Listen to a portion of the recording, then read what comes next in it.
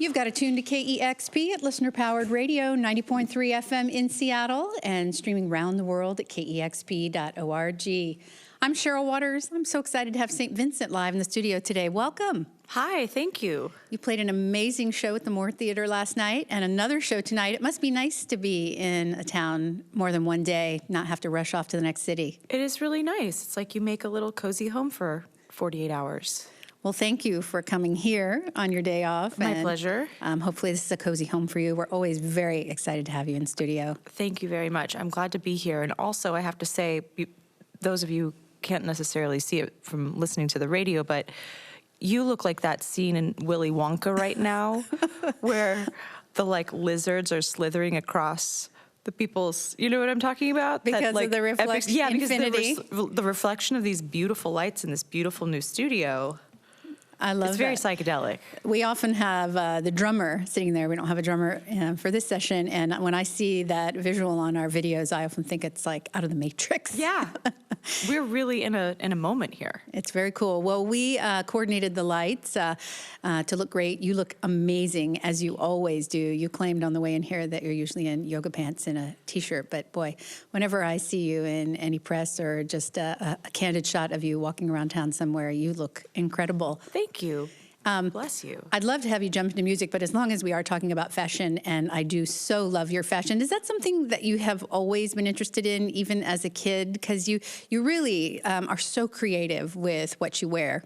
Thanks. I do. I like it so much, and I liked it as a kid, too. But, you know, that back when I was a kid, it was more like, what can I find at thrift stores and throw together and all that. But it's just another avenue for expression. Well, if you're ever going to be handing down the boots that you wore last night at the show, our DJ Larry Rose would like to get in line to get those. Oh, yes, the pink ones, yes. The thigh highs. He loved those. You know what? Truth be told, those could be his for about $50. They're a pair of pleaser boots. A lot of my new stage wear is things from stripper stores. Great. Well, he's listening right now, Larry. You got that, Larry? You got it? Live here in the KEXP studios with St. Vincent, the new album Mass Seduction, and you're going to be playing songs from that today. What are you starting us off with? I'm going to start off with Los Ageless. Love that one.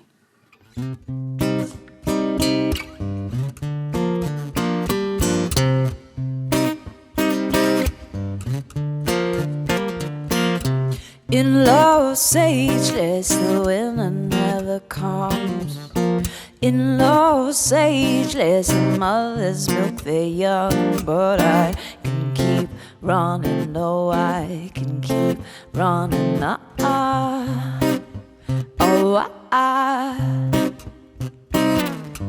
The Los Ageless hang out by the bar, burn the pages of unwritten memoirs, but I can keep running, no, I can keep running,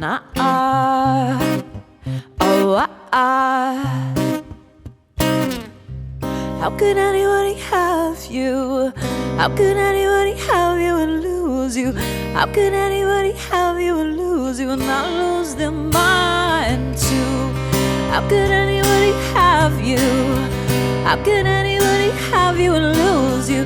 How could anybody have you and lose you and not lose their mind too?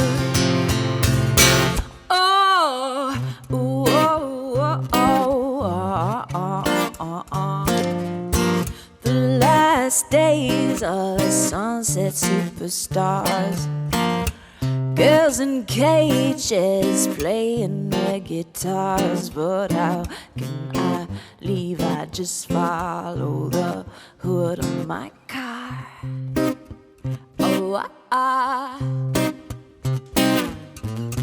In Los Ageless, the waves they never break. They build and build until you don't have no escape. But how can I leave? I just follow my hood to the sea. Go to sleep. How could anybody have you? How could anybody have you and lose you? How could anybody have you and lose you and not lose their mind too? How could anybody have have you? How could anybody have you and lose you? How could anybody have you and lose you, not lose their mind too? Oh, wow, my love, we really did it now. I'm a monster and you're my sacred cow, but I can keep running. No, I can't keep on running. Oh, oh.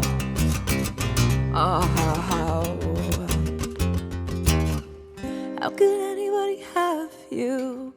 How could anybody have you and lose you? How could anybody have you and lose you and not lose their mind too? How could anybody have you? How could anybody have you and lose you? How could anybody have you and lose you and not lose their mind? Oh, how could anybody have you? How could anybody have you and lose you? How could anybody have you and lose you, not lose their mind too? How could anybody have you? How could anybody have you and lose you? How could anybody have you and lose you, not lose their mind? Oh! St. Vincent live on KEXP from the new album Mass Seduction. It's great hearing the songs in these format. Thank you. The coffee shop version. The next song's called New York.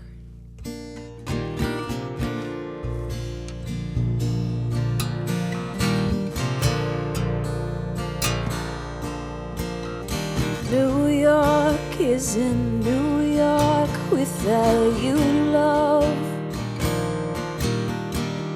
So far in a few blocks to be so low.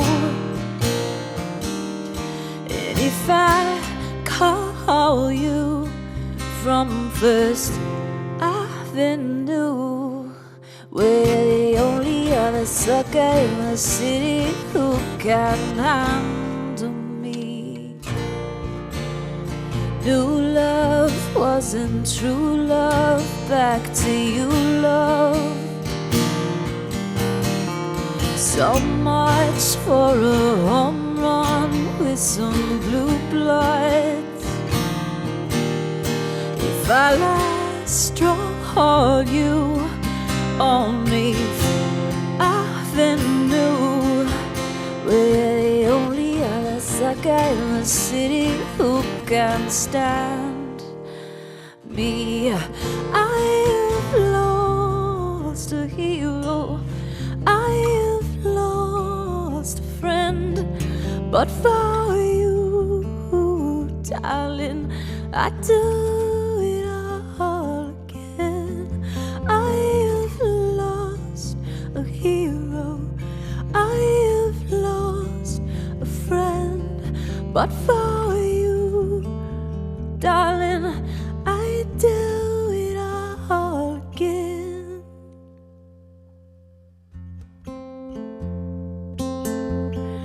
New York is in New York without you, love. Too few of our old crew left on Astor.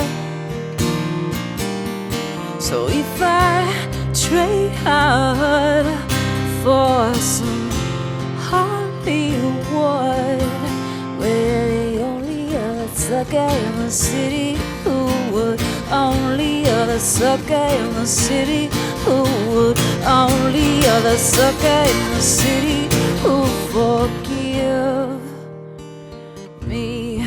I've lost a hero, I've lost a friend, but for you, darling, I do it all again. I've lost a hero, I've lost a friend, but for you, darling, I do it all again.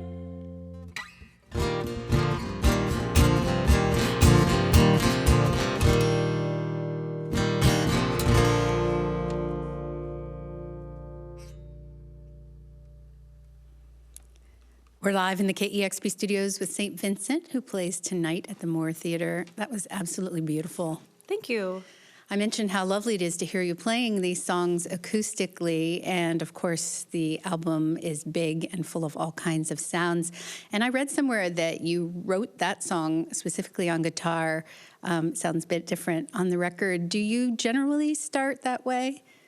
No, I'm all over the place. Sometimes I'll go to an MPC and make a beat, and sometimes I'll have lyrics written top to bottom and then go, okay, what do these lyrics sound like? And then sometimes it is that kind of more organic, what you think of as a like classic singer-songwriter process where you're sitting down with a guitar and, you know, a pen and your feelings. But it really is all over the place for me. Speaking of your process, I remember reading an interview when you wrote Strange Mercy that you actually holed up in Seattle for a few weeks. I sure did. I was staying at the Ace Hotel in one of the shared bathrooms. I mean, I had a room, but they had the option. I was hiding out in the bathroom for a month. No, but and I was working at a studio in Aurora that was owned by Jason McGarrett of Death Cab for Cutie, and he let me have the lay of the land for, you know, a month, and I wrote most of Strange Mercy just alone in this rainy city. It was wonderful. I loved it. I ask because that sounds like a very solitary process, very peaceful, very productive, and makes me curious if that's a space you create for yourself to begin each record. Yeah, I mean, I think that there's a certain amount of writing that can only come from a very monastic place. Like when I was writing this record from about March of 2017 to August of 2017, I was in what I was calling like monastic fantastic, where I was just like sober, celibate, writing every moment of every day, just like crazy manic focus, to finish this record. And it was really helpful, and it was really wonderful to kind of put every distraction away and just be able to kind of go to the more meditative, the deeper places that you can only go when you have some quiet and really carve out the space. It's like you're drawing all the ideas from your life, but at some point you say, that's it, no more input. Exactly. Now I'm just gonna synthesize it all. Yeah, everybody get away from me. I've got a job to do. You won a Grammy for your gorgeous last album, St. Vincent. Congratulations. Thank you. Well deserved. And I imagine that you're always wanting to push yourself into new territory, to explore new things. And so how did you prepare for this new record, Mass Seduction? Well, I felt like I had gone a lot of places in the records I'd done before. You know, I felt like I had kind of explored like the muso thing and the orchestrating, the arranging to death almost, and I just wanted to go to, I wanted to write songs that just went straight to the heart and go as far as I could at the time emotionally. It's very first person. It's very, I mean, every record is very personal, but this one is more overtly and obviously so. So that's where I wanted to go, just to the heart. Do you then have to figure out how you're going to perform those songs and talk about them in interviews like this when they're that personal? A little bit. I mean, I think the thing, though, that I keep in mind is that, I mean, once a record is done for me, it's not for me anymore. It's for everybody else. And I truly, truly encourage anyone's interpretation of a song. However, what the best songs do, you know, is like, the verses are for you, the chorus is for everybody else. It's like you leave enough room for people to see themselves, put themselves into it, and, you know, live in the songs, walk around in them.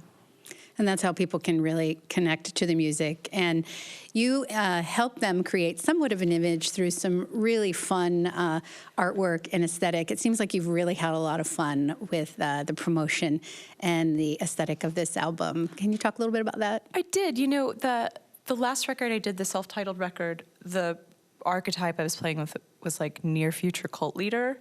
And it was very fun, but it was also very like cold, and there was like postmodern choreography, and it was sort of angular and austere. And this record, I think because, again, just because there was so much more kind of heart in it, I was able to have, and the archetype was like dominatrix at the mental institution, as far as like the aesthetic and the bold colors. I was able to just have a lot of fun with it. So I made these like faux interview questions in front of a green screen that I wrote with my friend Carrie Brownstein from Portlandia. And, the show is pretty bonkers, and I built a pink room to do press in and made journalists like crawl through a tiny door. I had fun with it, It does sound like a lot of fun. You didn't have to climb through any doors, though. I did not. You just walked through a normal-sized door. We're in kind of a beautiful studio. pink room right now.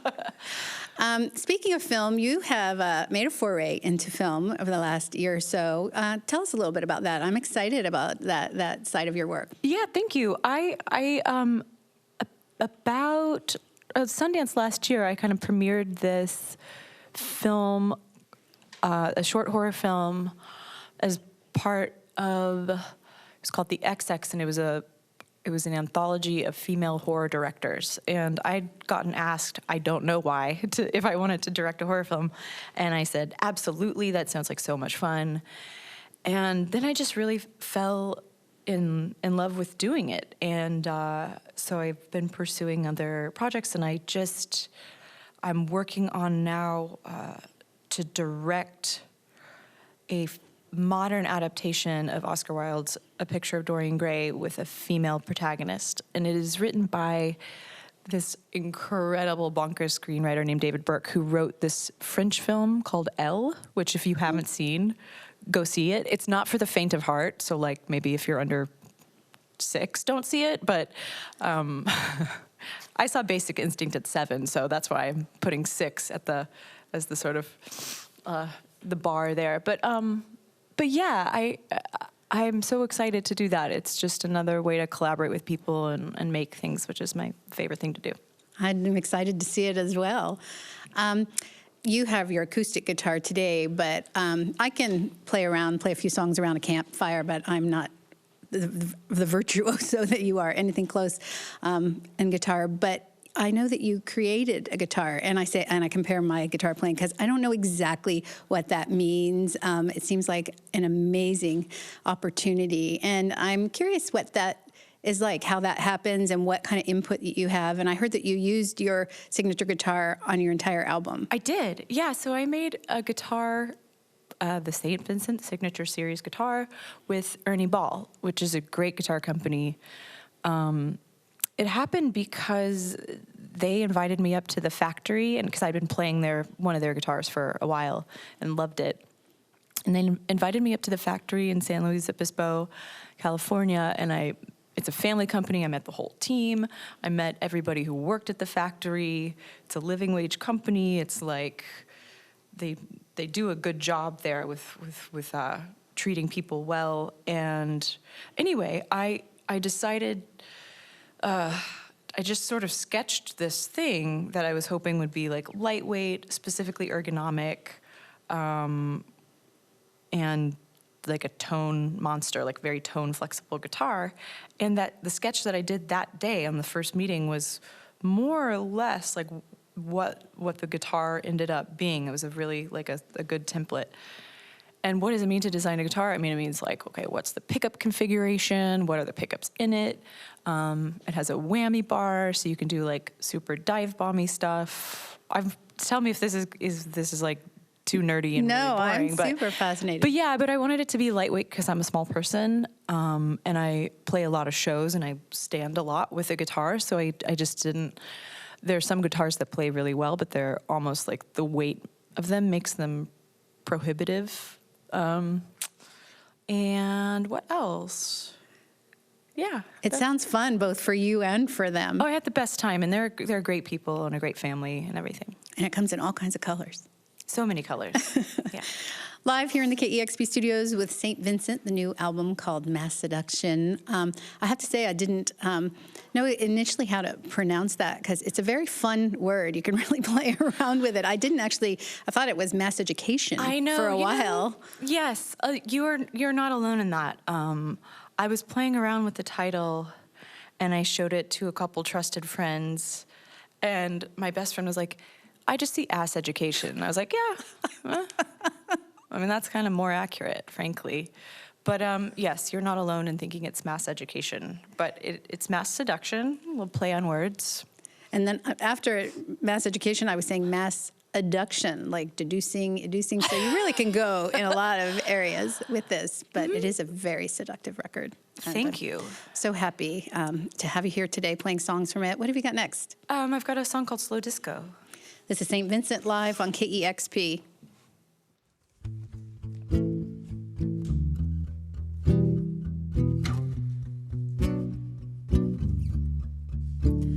I sway in place to a slow disco and a glass for the saints and a bow for the road. Am I thinking what everybody's thinking?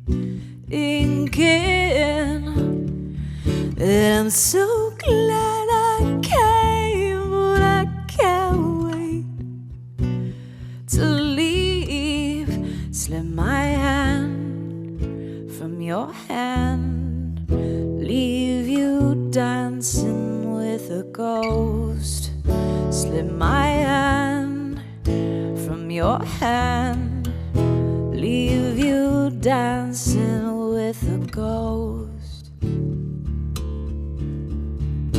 There's blood in my ears and a fool in the mirror, and the bay of mistakes couldn't get any clearer.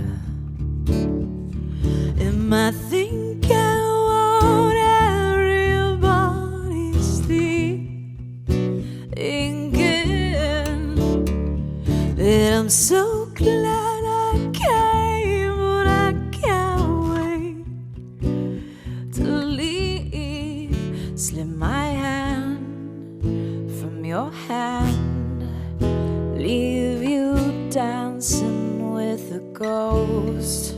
Slip my hand from your hand, leave you dancing with a ghost. But don't it be the slow dance to death? Don't it be the slow dance to death?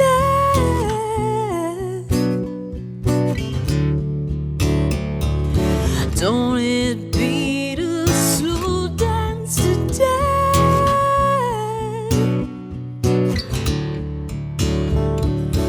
Don't it be the slow dance to death?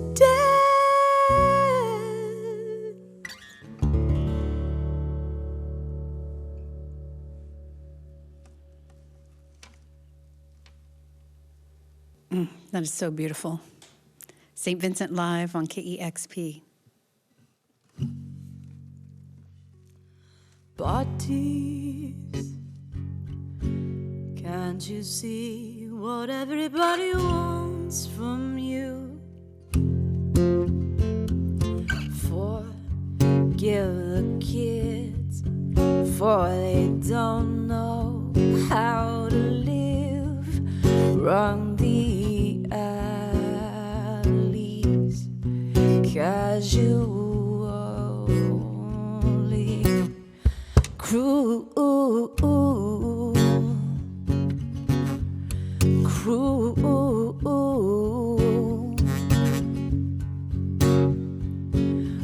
bodies, can't you see what everybody wants from you? If you could want that too, they could take or leave you, so they took you and they left you. How can they be casual?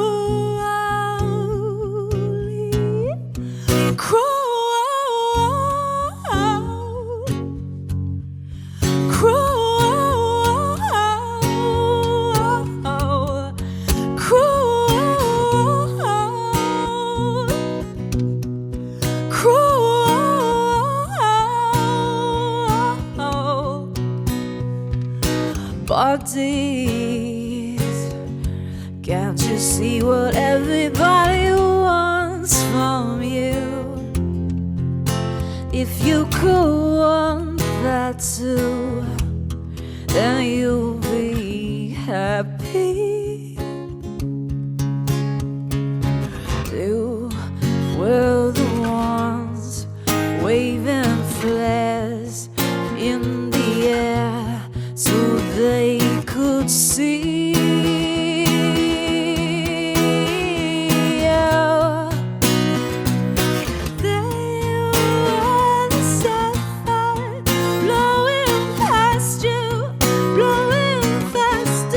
So they can see.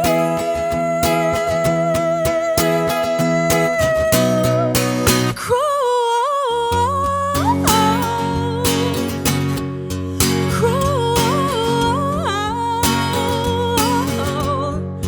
crawl,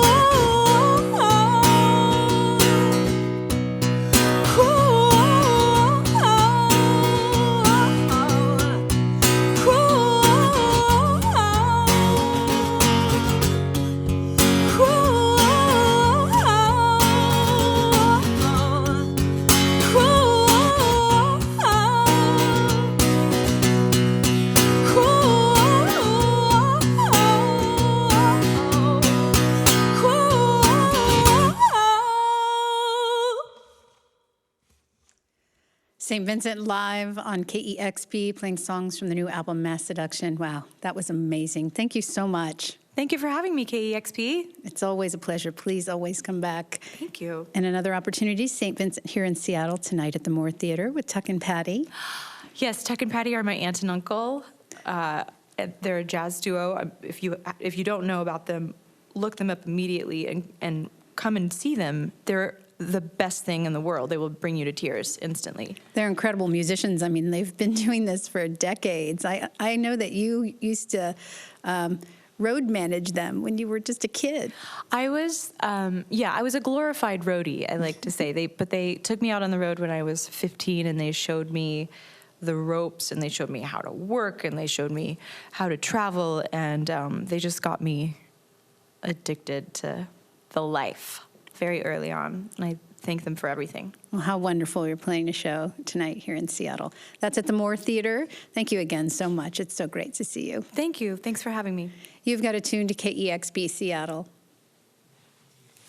Oh, that was so good. Oh, thanks. Thank you so much. I almost couldn't resist asking you, how does it feel to perform like in high heels?